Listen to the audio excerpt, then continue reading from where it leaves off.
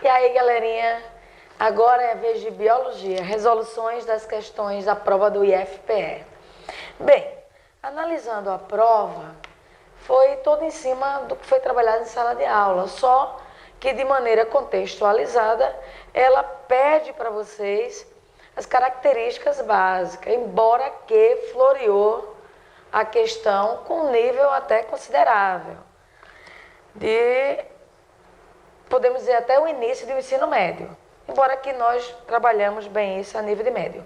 A primeira questão é a questão 21 de biologia. Ela pede para que você compare os vírus com os seres celulares, quer seja procariótico ou eucariótico. Em cima de tudo que foi trabalhado em sala de aula, a gente analisa a questão logo de cara, direto, quando ela fala sobre a campanha Multivacinação 2016, lançada pelo Ministério da Saúde, e ela pede na questão que você analise tipos de vacina. Respectivamente, ela fala sobre hepatite A, meningocócica, rotavírus, HPV, enfim. Ela fala sobre várias viroses e mais adiante você vai identificar, dentre as características dos vírus, a que mais está coerente com todo o assunto. Letra A, ela diz logo a resposta, e que é a resposta correta. Os vírus são parasitas intracelulares e é obrigatório, óbvio, por eles serem acelulares.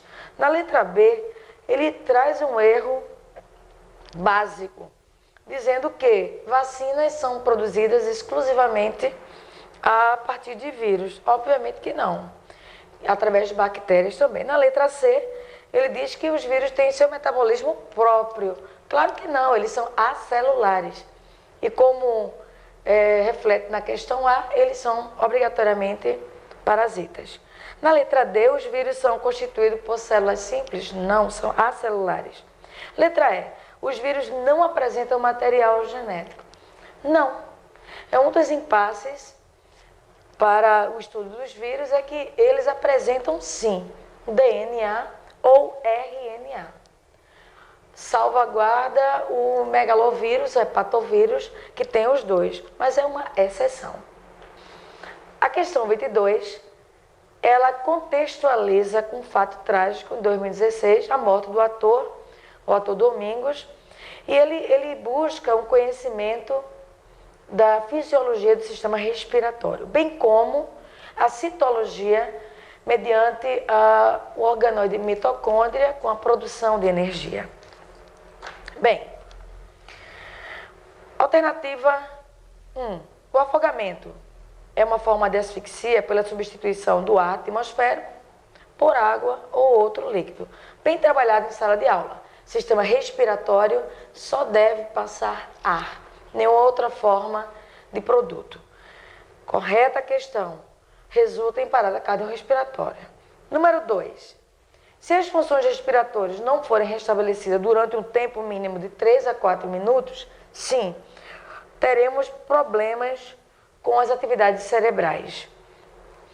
O item 3 da questão 22, ele aborda a fisiologia do sistema respiratório.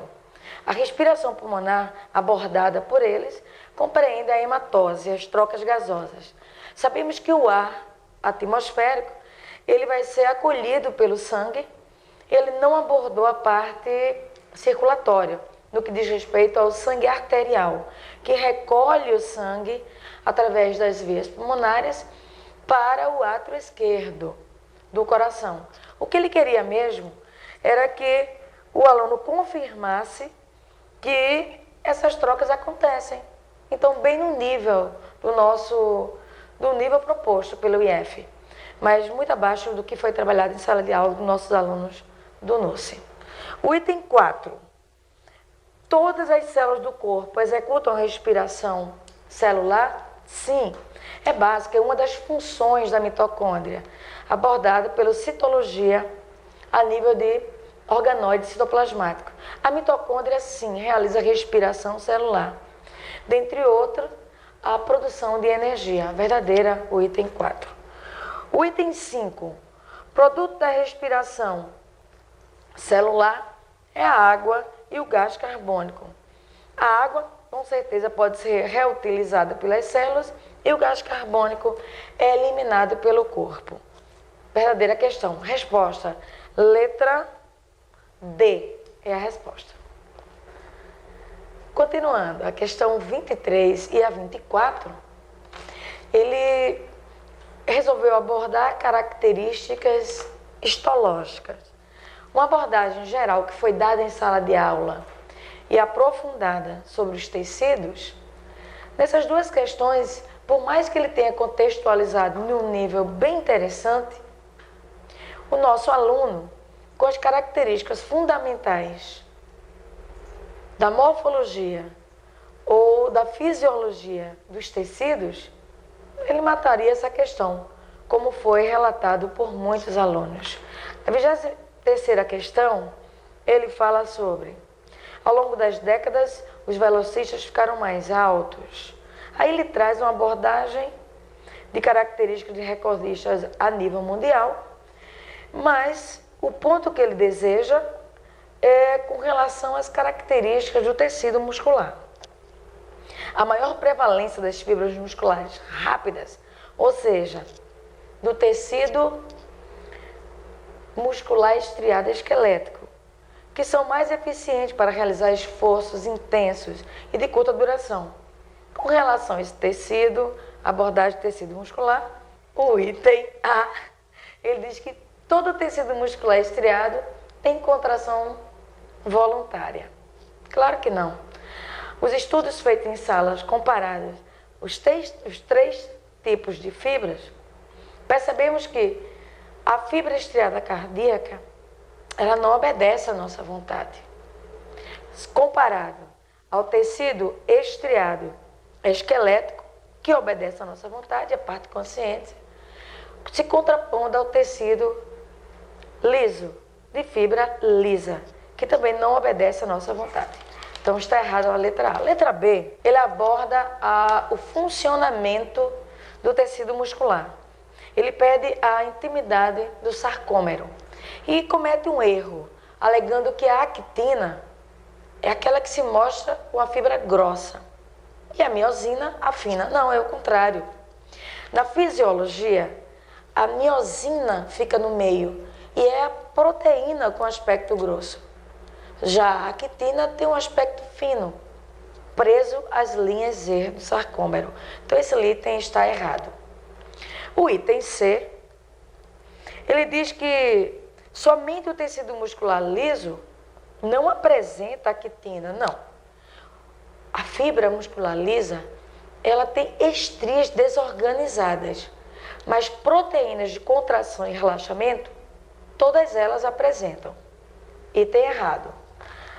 O item D, toda célula muscular contém filamentos proteicos contráteis, do tipo actina e miosina, foi o que foi falado anteriormente. Sim, independente que ela seja cardíaca, estriada esquelética ou lisa, tem que ter actina e miosina, proteínas de contração. E no item E, onde é que está o erro? Já que a alternativa correta é a D. A ela diz que toda célula muscular lisa conecta-se com a sua célula vizinha por um disco intercalar. Não. As células que são anastomosadas compreendem as fibras curtas do tecido estriado cardíaco. Então, a resposta é a letra D.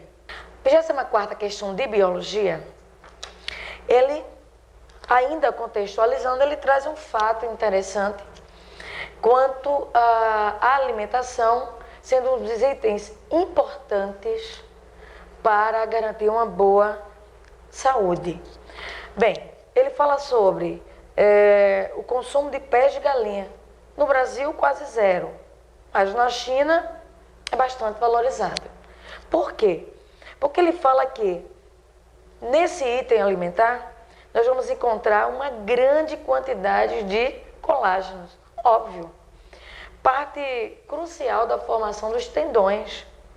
Uma proteína que proporciona flexibilidade, resistência e elasticidade aos tecidos conjuntivos. O tecido conjuntivo que ele fala é o tecido cartilaginoso. Ele pede para que a gente analise caso o indivíduo tenha uma deficiência de colágeno. Na alternativa A, ele faz, olha, se você tem essa deficiência na alimentação ou no seu organismo, vai gerar para você uma inflamação nas juntas e má formação óssea, visto que a parte colágena e a óssea estão interligadas por fazerem parte também uma peça primordial do sistema locomotor. A alternativa A é a correta. Inflamação nas juntas e má formação óssea são os principais sintomas de uma deficiência chamada de colagenose. Na B, regeneração e cicatrização dos tecidos? Não. Combate à flacidez cutânea e muscular? Não, estamos falando de colágeno. D, fortalecimento das unhas e crescimento capilar? Não, tem a ver com proteínas de estruturação do corpo. Letra E, prevenção ao aparecimento da osteoporose? Não, já seria uma outra abordagem. Tecido ósseo, carência de cálcio, enfim. Para o item, a questão 24, alternativa letra A é a resposta. Meus amores, perceberam que tudo que caiu foi trabalhado em sala de aula. Todos os itens abordados foram trabalhados em sala de aula. As questões, por mais que elas tenham vindo contextualizadas, tentando confundir-lhes, mas as características trabalhadas em sala, fisiologia, histologia, a parte de citologia, os meus férias do NUSE, tenho certeza que saíram muito bem. E eu espero sim que vocês tenham acertado as questões. Dá um retorno para a gente no momento da aprovação.